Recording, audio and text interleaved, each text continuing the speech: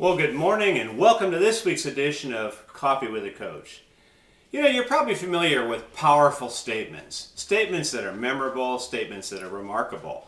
I was watching something the other day and they were talking about the history of Wendy's, and one of the statements was, "Where's the beef?" One of those really big, powerful statements that people remember. Think back in your history books, things like, "Give me liberty" or "Give me death," Patrick Henry.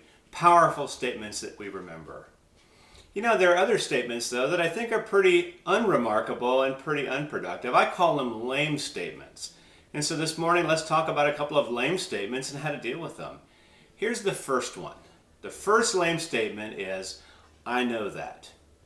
Now, people say "I know that" usually to get you off their back. My kids use "I know that" when I tell them to do something and tell them they ought to do it this way. And they say, "Dad, we know that."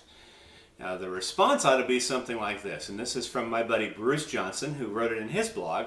But he says when he hears "I know that," his responses are, number one, "Are you doing it?" And then, of course, if not, second one would be, "Why not?" Third response would be, "If you are doing it, can you do it better?" How does that translate into the big world? Well, I hear this a lot in my workshops.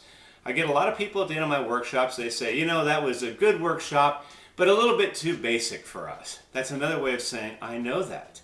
My question is, are you actually doing it? You've sat through how many workshops and yet your behaviors have not changed? So when you hear the response from somebody or the statement, "I know that," the response should be, are you doing it? If not, why not? And if so, can you do it better? Now the second lame statement is the basic one, "I don't know." And so, for example, with kids, "Hey, why did you kick the soccer ball and break the window?" "I don't know." I've seen this with managers I've been coaching. "Why do you feel it's necessary to yell and scream at your employees?" "I don't know." Well, here's the thing. If you really don't know, well, then there's an opportunity to teach. But I find often that "I don't know" really means I know, but I don't want to say nothing.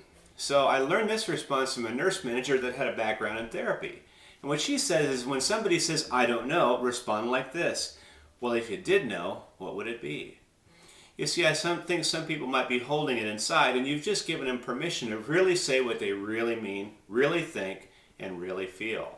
So when somebody says, "I don't know," say, "If you did know, what would it be?"